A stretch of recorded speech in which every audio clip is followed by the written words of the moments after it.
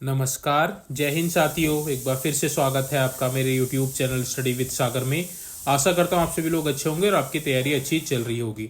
आज इस वीडियो में हम लोग देखिए भारतीय अर्थव्यवस्था के जो सबसे बेस्ट और जो सबसे ज़्यादा महत्वपूर्ण MCQ हैं उसका टेस्ट सीरीज हम लोग यहाँ पे करने वाले हैं। ठीक है, तो ये जो आपकी वीडियो है उत्तराखंड पुलिस कांस्टेबल के एग्जाम्स के लिए और आगामी जो आपका लोअर पीसेस का एग्जाम जो आएगा उसके लिए बहुत इंपॉर्टेंट होने वाली है। ठीक है, तो इकोनॉमी के देखिए क्वेश्चन बहुत पूछे जाते हैं परीक्षाओं में और बच्चे बहुत इसमें कम स्कोर कर पाते हैं। ठीक है, तो इसको आपने नेग्लेक्ट नहीं करना है, आपका इंपॉर्टेंट टॉपिक है, इससे क्वेश्चन आपको हर बार देखने को मिलते हैं।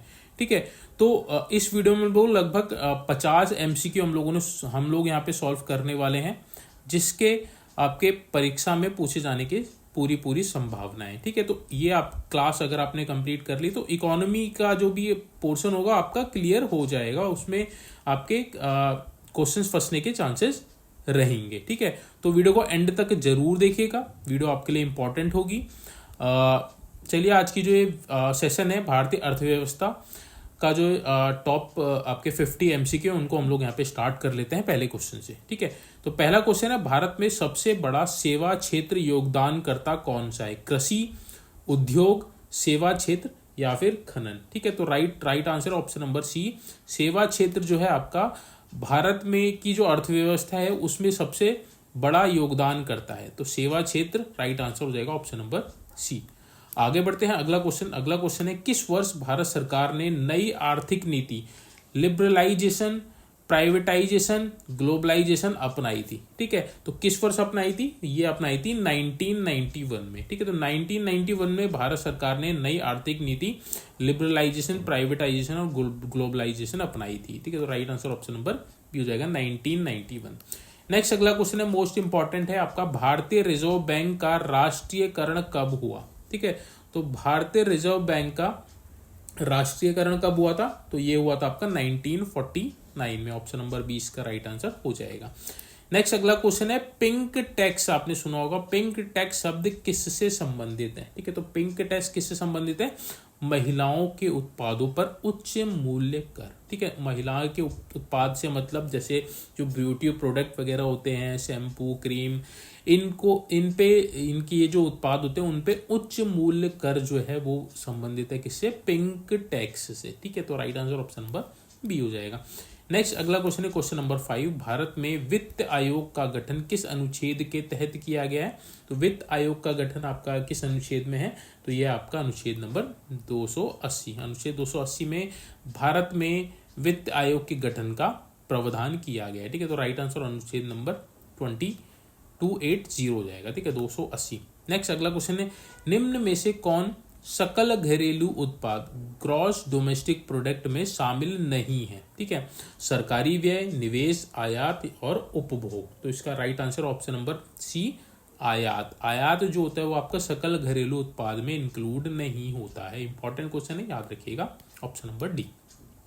नेक्स्ट अगला क्वेश्चन है, ह्यूमन डेवलपमेंट इंडेक्स HDI जारी करने वाली संस्था कौन है? मोस्ट इंपॉर्टेंट है, परीक्षा में कई बार ह्यूमन डेवलपमेंट इंडेक्स पूछता है और यहाँ पूछा है कि कौन इसको जारी करता है। ठीक है, तो ह्यूमन डेवलपमेंट इंडेक्स आपका कौन जारी करता है? UNDP जारी करता है। ठीक है, तो UNDP द्वारा HDI यानी कि ह्यूमन डेवलपमेंट इंडेक्स जारी की जाती है। ऑप्शन नंबर 20 का राइट आंसर हो जाएगा। अगला क्वेश्चन है क्वेश्चन नंबर 8, भारत सरकार द्वारा प्रधानमंत्री किसान सम्मान निधि योजना, ये आपका मोस्ट इंपॉर्टेंट आपका क्वेश्चन है, प्रधानमंत्री किसान सम्मान निधि योजना कब शुरू की गई थी? तो ये शुरू की गई थी आपकी 2019 में। ठीक है, तो इसमें देखिए किस्तों में 3 किस्तों में हर साल किसानों को क्या दी जाती है? आर्थिक सहायता उपलब्ध कराई जाती है 6,000 रुपए की। ठीक है, तो right answer option number D हो जाएगा, 2019 में ये शुरू हुई थी। नेक्स्ट अगला क्वेश्चन है क्वेश्चन नंबर 9, भारत में राष्ट्रीय ग्रामीण आजीविका मिशन NRLM किस मंत्रालय के अधीन है? ठीक है, तो भारत सरकार द्वारा देखिए राष्ट्रीय ग्रामीण आजीविका मिशन NRLM चलाया जाता है, तो ये किस मंत्रालय द्वारा चलाया जाता है, किस मंत्रालय के अधीन है? तो यह आपका ग्रामीण विकास मंत्रालय के अधीन। ठीक है, तो राष्ट्रीय ग्रामीण आजीविका मिशन कौन चलाता है? ग्रामीण विकास मंत्रालय चलाता है। ऑप्शन नंबर 20 का राइट आंसर हो जाएगा।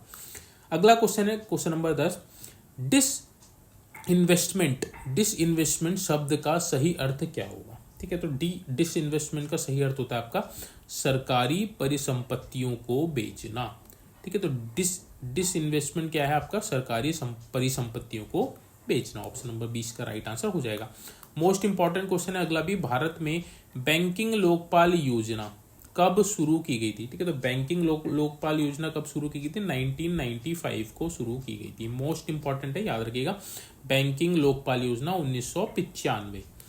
अगला क्वेश्चन है आपका, अगला ये भी इंपॉर्टेंट है, मुद्रा योजना में किस प्रकार के ऋण प्रदान किए जाते हैं? ये आपको मोस्ट इंपॉर्टेंट क्वेश्चन है। मुद्रा योजना चलाई जा रही है, उसमें किस प्रकार के ऋण प्रोवाइड कराए जाते हैं? तो ये आपके गैर कॉरपोरेट और लघु व्यवसाय ऋण प्रोवाइड कराए जाते हैं। ऑप्शन नंबर सी इसका राइट आंसर हो जाएगा।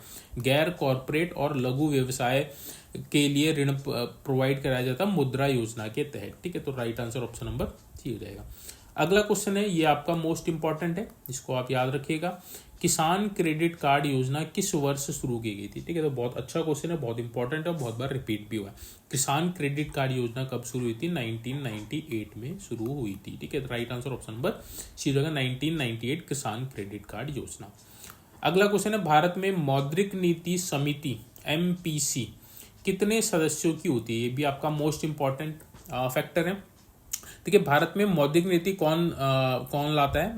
भारत में जो मौद्रिक नीति लाता है वो लाता है RBI। ठीक है, RBI मौद्रिक नीति के थ्रू क्या करता है? जो महंगाई को कम करने का प्रयास करता है। एक तरह से टूल होता है आपको महंगाई दर को कम करने के लिए, मौद्रिक नीति। ठीक है, तो ये जो मौद्रिक नीति होती है, इसके लिए एक समिति का गठन होता है। इसमें कितने सदस्य होते हैं? तो इसमें आपके टोटल 6 सदस्य होते हैं। मौद्रिक नीति समिति में 6 सदस्य होते हैं। तो right answer option number B हो जाएगा। ठीक है, आगे बढ़ते हैं। अगला क्वेश्चन है क्वेश्चन नंबर 15। शेयर बाजार का प्रमुख सूचकांक निफ्टी किस स्टॉक एक्सचेंज से जुड़ा हुआ है? ठीक है, तो निफ्टी आपने देखा होगा, निफ्टी है, निफ्टी गिफ्टी है, निफ्टी 50 है ना? तो निफ्टी जो है किस स्टॉक एक्सचेंज से जुड़ा हुआ है? तो ये जुड़ा है आपका NSE नेशनल स्टॉक एक्सचेंज से जुड़ा हुआ है निफ्टी। ठीक है, तो इंपॉर्टेंट है, याद रखिएगा। नेक्स्ट आगे बढ़ते हैं। आपका मोस्ट इंपॉर्टेंट क्वेश्चन है, बहुत बार परीक्षाओं में ये भी पूछा गया। भारत में डीमोनेटाइजेशन, यानी कि जिसको कहा जाता है नोटबंदी को क्या कहा जाता है? डीमोनेटाइजेशन कहा जाता है, कब हुई थी? ठीक है, तो इंपॉर्टेंट क्वेश्चन आप सभी को पता है, 8 नवंबर 2016 को डीमोनेटाइजेशन हुआ था, यानी कि नोटबंदी लागू की गई थी 8 नवंबर 2016। तो सन और डेट दोनों याद रखनी इंपॉर्टेंट है, परीक्षा में पूछ सकता है। नेक्स्ट अगला ये भी इंपॉर्टेंट है, भारत में पहला क्षेत्रीय ग्रामीण बैंक, जिसको RRB भी बोलते हैं, रीजनल रूरल बैंक, कब स्थापित किया गया था? ठीक है, तो भारत में पहला RRB कब स्थापित किया गया था? तो ये स्थापित किया गया था आपका 1975 में। कहाँ किया गया था? उत्तर प्रदेश में किया गया था। ठीक है, तो right answer option number B हो जाएगा, 1975 में पहला RRB। नेक्स्ट अगला क्वेश्चन है क्वेश्चन नंबर 18। भारत सरकार द्वारा उदय योजना किसके लिए शुरू की गई? तो भारत सरकार द्वारा उदय योजना डिस्कॉम कंपनियां, बिजली वितरण, इनके लिए शुरू की गई थी। ठीक है, डिस्कॉम कंपनियां जो होती हैं उनके लिए शुरू की गई थी उदय योजना। नेक्स्ट अगला क्वेश्चन है, ये भी इंपॉर्टेंट है, मोस्ट इंपॉर्टेंट है, भारत में GST काउंसिल का अध्यक्ष कौन होता है? ठीक है, तो GST के फुल फॉर्म क्या है आपके? Goods and services tax. ठीक है, तो ये इसके लिए एक काउंसिल होती है GST काउंसिल, उसका अध्यक्ष कौन होता है? तो GST काउंसिल का अध्यक्ष होता है वित्त मंत्री। ठीक है, केंद्रीय वित्त मंत्री, और राज्य में राज्य वित्त मंत्री होता है। ठीक है, तो right answer option number B हो जाएगा, वित्त मंत्री। अगला क्वेश्चन है, भारत में राष्ट्रीय आय किस विधि से अधिकतर मापी जाती है? मोस्ट इंपॉर्टेंट है। ठीक है, तो राष्ट्रीय आय किस विधि से मापी जाती है भारत में? तो ये मापी जाती है उत्पादन विधि से। ठीक है, अधिकतर आपकी उत्पादन विधि से ही मापी जाती है भारत की राष्ट्रीय आय। नेक्स्ट आगे बढ़ते हैं। अगला क्वेश्चन ये भी आपका मोस्ट इंपॉर्टेंट है, 21वां, नीति आयोग की जगह पहले कौन सी संस्था थी? ठीक है, तो नीति आयोग कब आया था आपका? 2015 में आया था। उससे पहले क्या कार्य करती थी, कौन सी संस्था कार्य करती थी नीति आयोग की जगह? योजना आयोग। ठीक है, तो योजना आयोग पहले कार्य करती थी, उसके बदले क्या आया आपका? नीति आयोग आया। नीति आयोग के अध्यक्ष कौन होते? तो देश के प्रधानमंत्री जो होते हैं नीति आयोग के अध्यक्ष होते हैं। ठीक है, थिंक टैंक भी बोला जाता है इसको भारत का। अगला क्वेश्चन है क्वेश्चन नंबर 22, मुद्रास्फीति मापने के लिए कौन सा सूचकांक प्रयुक्त है? मोस्ट इंपॉर्टेंट क्वेश्चन है, मुद्रास्फीति यानी कि महंगाई को मापने के लिए कौन सा सूचकांक प्रयुक्त होता है? तो ये होता है आपका उपभोक्ता मूल्य सूचकांक, CPI जिसको बोलते हैं। ठीक है, उपभोक्ता कंज्यूमर प्राइस इंडेक्स, ठीक है, कंज्यूमर प्राइस इंडेक्स से मापते हैं मुद्रास्फीति को, ठीक है। Right answer option number be most important है, याद रखिएगा। अगला क्वेश्चन है बैंक के एनपीए नॉन परफॉर्मिंग एसेट से तात्पर्य क्या तात्पर्य है? तो बैंक के एनपीए यानी कि नॉन परफॉर्मिंग एसेट से क्या तात्पर्य है? तो इससे तात्पर्य आपका फंसा हुआ ऋण, ठीक है। फंसा हुआ है, जितना एनपीए ज्यादा होगा उसका मतलब वो उसमें उस बैंक में उतना ज्यादा ऋण फंसा हुआ है, ठीक है। तो right answer option number B हो जाएगा, इंपॉर्टेंट है, याद रखिएगा। अगला क्वेश्चन है क्वेश्चन नंबर 24, भारत में रोजगार का सबसे बड़ा स्रोत कौन सा क्षेत्र है? ठीक है, तो कौन सा क्षेत्र है? ये आपका कृषि है, सबसे बड़ा स्रोत रोजगार का। नेक्स्ट आगे बढ़ते हैं, अगला क्वेश्चन नंबर 25, प्रत्यक्ष कर इनके डायरेक्ट टैक्स संग्रहण का कार्य कौन करता है? इंपॉर्टेंट क्वेश्चन है। डायरेक्ट कर का संग्रहण यानी कि उसको कलेक्शन का कार्य कौन करता है? तो ये करता है आपका सीबीडीटी, ठीक है। Right answer option number B हो जाएगा। सीबीडीटी द्वारा जो डायरेक्ट टैक्स होता है उसका कलेक्शन किया जाता है, सीबीडीटी, ठीक है, इंपॉर्टेंट है, याद रखिए। अगला क्वेश्चन है, ये भी इंपॉर्टेंट है, ईज ऑफ डूइंग बिजनेस सूचकांक कौन प्रकाशित करता है? ठीक है, मोस्ट इंपॉर्टेंट क्वेश्चन है। तो ये करता है विश्व बैंक, वर्ल्ड बैंक द्वारा ईज ऑफ डूइंग बिजनेस सूचकांक हर साल प्रकाशित किया जाता है। अगला क्वेश्चन है, ये भी इंपॉर्टेंट है, ठीक है। जितने भी क्वेश्चन यहाँ पे करवाए जा रहे हैं सारे ही इंपॉर्टेंट है, परीक्षाओं में पूछे गए हैं और आगे आने की पूरी संभावना है, इसलिए आपको यहाँ पे करवाए जा रहे हैं, ठीक है। वीडियो अच्छी लगी हुई तो प्लीज़ वीडियो को शेयर जरूर कीजिएगा और लाइक भी जरूर कीजिएगा। क्वेश्चन नंबर 27, स्वर्णिम चतुर्भुज परियोजना संबंधित है। स्वर्णिम चतुर्भुज परियोजना आपने सुनी होगी, किससे संबंधित है? तो राष्ट्रीय राजमार्ग से संबंधित है। ऑप्शन नंबर 20 का राइट आंसर हो जाएगा। अगला क्वेश्चन है, भारत का सबसे बड़ा बैंक कौन सा है? ठीक है, तो ये आप सभी को पता होगा, स्टेट बैंक, भारतीय स्टेट बैंक जो है आपका सबसे बड़ा बैंक है भारत का। अगला क्वेश्चन है, ये भी इंपॉर्टेंट है, भारत माला परियोजना का संबंध किससे है? तो भारत माला परियोजना का संबंध ये भी आपका राष्ट्रीय राजमार्ग से संबंधित है, ऑप्शन नंबर बी। अगला क्वेश्चन है क्वेश्चन नंबर 30, आर्थिक जनगणना कौन संचालित करता है? ठीक है, तो आर्थिक जनगणना किसके द्वारा संचालित की जाती है? तो ये संचालित की जाती है सांख्यिकी और कार्यक्रम क्रियान्वयन मंत्रालय द्वारा, ठीक है। तो सांख्यिकी और कार्यक्रम क्रियान्वयन मंत्रालय द्वारा आर्थिक जनगणना का संचालन किया जाता है, ऑप्शन नंबर 20 का राइट आंसर हो जाएगा। अगला क्वेश्चन है, ये भी इंपॉर्टेंट है, भारत में नीति आयोग किस संस्था का स्थानपन्न है? ठीक है, तो किस संस्था का स्थानपन्न है? योजना आयोग का स्थान लिया था। अगला क्वेश्चन है 32, भारत में मुद्रास्फीति की गणना किस सूचकांक के आधार पर की जाती है? तो सीपीआई के आधार पर की जाती है। ये शायद क्वेश्चन कुछ रिपीट हो गए हैं, ठीक है, कोई नहीं, इसको हम लोग एक बार दोबारा देख लेते हैं। बैंक का एनपीए किसे कहते हैं? फंसे हुए ऋण को बोला जाता है, ठीक है। भारत में सबसे ज़्यादा रोजगार किस क्षेत्र में? तो कृषि में है, ये रिपीट हो गए हैं, ठीक है। तो ये भारत में प्रत्यक्ष कर संग्रहण किस संस्था द्वारा किया जाता है? सीबीडीटी द्वारा। ईज ऑफ डूइंग बिजनेस, इसका हम लोगों ने देख लिया था, वर्ल्ड बैंक, ठीक है। 37, स्वर्णिम चतुर्भुज परियोजना राष्ट्रीय जल राजमार्ग से संबंधित है। भारत में सबसे बड़ी बैंक, तो ये आपकी स्टेट बैंक होगी। भारत माला परियोजना ये राष्ट्रीय राजमार्ग से संबंधित। आर्थिक जनगणना कौन करता है? सांख्यिकी एवं कार्यान्वयन मंत्रालय द्वारा किया जाता है, ऑप्शन नंबर बी। नेक्स्ट अगला क्वेश्चन है, देखिए 41, भारत में रुपे कार्ड किस संस्था द्वारा लॉन्च किया गया था? ठीक है, तो आप सभी को पता है आजकल जो आप एटीएम कार्ड यूज करते हैं तो रुपे कार्ड का अब प्रयोग होता है, ठीक है। तो रुपे कार्ड किसने जारी किया था? एनपीसीआई द्वारा लॉन्च किया गया था, ठीक है। तो right answer option number B हो जाएगा, इंपॉर्टेंट है, याद रखिएगा। नेक्स्ट अगला क्वेश्चन है, भारत का सबसे बड़ा निर्यातक क्षेत्र कौन सा है? ठीक है, तो निर्यातक का मतलब क्या है? कौन सा आप ज़्यादा क्या करते हैं? एक्सपोर्ट करते हो, यानी कि भेजते हो अन्य देशों में। तो किस क्षेत्र का किस निर्यातक क्षेत्र का सबसे बड़ा, कौन सा निर्यातक क्षेत्र सबसे बड़ा है भारत में? तो ये आपका पेट्रोलियम उत्पाद, ठीक है। तो राइट आंसर सी हो जाएगा। अगला क्वेश्चन है क्वेश्चन नंबर 43, बैंकों का विलय किसका उद्देश्य है? ठीक है, तो बैंकों का जो विलय होता है उसका उद्देश्य क्या होता है? तो उसका उद्देश्य होता है आपका वित्तीय स्थिरता को बढ़ाना, ऑप्शन नंबर 20 का राइट आंसर हो जाएगा। अगला क्वेश्चन है, मुद्रा स्थिरता बनाए रखने हेतु आरबीआई कौन सा उपकरण प्रयोग करता है? तो ये मैंने आपको ऊपर भी बताया था, मौद्रिक नीति, ठीक है। तो मुद्रा स्थिरता को बनाए रखने के लिए आरबीआई मौद्रिक नीति का प्रयोग करता है, एज ए टूल करता है, ठीक है। अगला क्वेश्चन है क्वेश्चन नंबर 45, इंपॉर्टेंट है, मोस्ट इंपॉर्टेंट, भारत सरकार ने किस वर्ष आत्मनिर्भर भारत अभियान की शुरुआत की थी? ठीक है, इंपॉर्टेंट क्वेश्चन है, आत्मनिर्भर भारत अभियान की शुरुआत कब हुई थी? तो ये होगी 2020 में हुई थी, इंपॉर्टेंट है, याद रखिएगा। नेक्स्ट अगला क्वेश्चन है 46, स्टार्टअप इंडिया पहल का उद्देश्य क्या है। ठीक है, तो स्टार्टअप इंडिया पहल का उद्देश्य क्या है, तो ये आपका नई कंपनियों को बढ़ावा देना, option number C.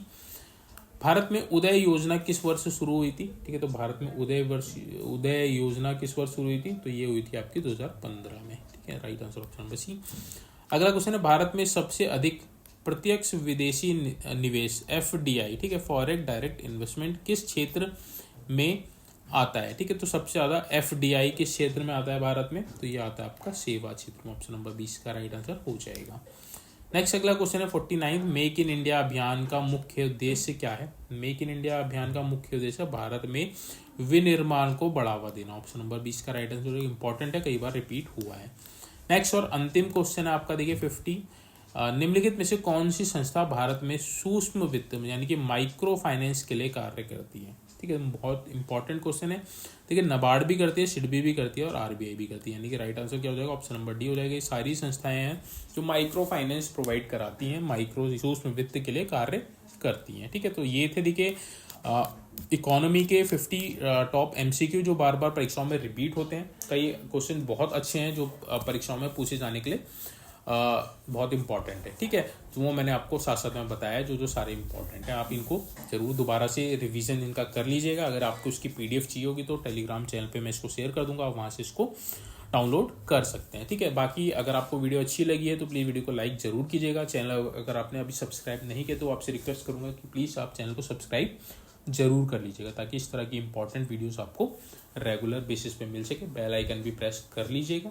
Telegram channel study with सागर नाम से ही है, लिंक आपको मेरे चैनल के अबाउट सेक्शन में मिल जाएगा, नहीं तो आप टेलीग्राम चैनल पे स्टडी विद सागर नाम से सर्च कर लेंगे, आपको चैनल इजीली मिल जाएगा। ठीक है, बाकी अगर आपको कोई स्पेसिफिक टॉपिक चाहिए होगा तो प्लीज़ कमेंट बॉक्स में मेंशन जरूर कीजिएगा। उस टॉपिक पे मैं आपको जो भी इम्पॉर्टेंट जो MCQs होंगे या फिर जो भी कुछ इम्पॉर्टेंट नोट्स होंगे वो मैं आपको प्रोवाइड करा दूंगा। ठीक है, बाकी अपनी तैयारी को देखिए कंटिन्यू रखिए, बहुत अच्छी अपॉर्चुनिटी आपके सामने है। अभी आपका परीक्षा कैलेंडर भी जारी हो गया UK SSC का, आपके पास डेट्स पता चल चुकी है कि कब आपका एग्जाम होने वाला है। ठीक है, बाकी अभी जल्दी आपको और भी विज्ञापन देखने को मिलेंगे, तो आप अपनी तैयारी को करते रहिए, कंटिन्यू रखिए। सिलेक्शन आपका ज़रूर होगा अगर आप डेडिकेशन के साथ लगे रहेंगे। ठीक है, तो जो मेहनत करेगा सिलेक्शन भी उसी का होगा। ठीक है, तो मेहनत करनी है, आपने ज़्यादा पढ़ना है। देखिए पढ़ना कम है बट आपने रिवीजन ज़्यादा करना है। ज़्यादा बुक्स नहीं पढ़नी है, कम बुक्स पढ़नी है, लिमिटेड रिसोर्सेज रखने हैं बट उनको मल्टीपल उनका रिवीजन करना है, तभी आप सक्सेस हो पाएंगे। ठीक है, क्योंकि कंपटीशन बहुत बढ़ गया है, हर बच्चा तैयारी कर रहा है, आपने उनसे आगे निकलना है तो आपने कुछ एक्स्ट्रा एफर्ट्स भी करने पड़ेंगे, तभी आप उनको बीट कर पाएंगे और आपका नाम मेरिट लिस्ट में आ पाएगा। ठीक है, तो मेरिट लिस्ट में देखिए जितनी पोस्ट होंगी, मान लिया 500 पोस्ट है तो 500 बच्चों का ही सिलेक्शन होगा, बट फॉर्म भरते हैं 1.5 लाख 2 लाख बच्चे। ठीक है, तो कंपटीशन बहुत ज़्यादा है, तो आपने उसको क्रैक करना है तो आपने बहुत अच्छे से तैयारी करनी पड़ेगी, तभी आप एग्ज़ाम को क्रैक कर पाएंगे। ठीक है, तो स्ट्रैटेजी और आपका डेडिकेशन सब आपका, जब आप उसको कंबाइन करके यूज़ करेंगे, स्मार्ट स्टडी करेंगे, तभी आप एग्ज़ाम को क्वालिफाई कर पाएंगे। ठीक है, तो चलिए आज की जो वीडियो इसको यहीं पर एंड करते हैं, जल्दी मिलेंगे नेक्स्ट वीडियो में। तब तक आप अपनी आप स्टडी को कंटिन्यू रखिए। Thank you so much for this video.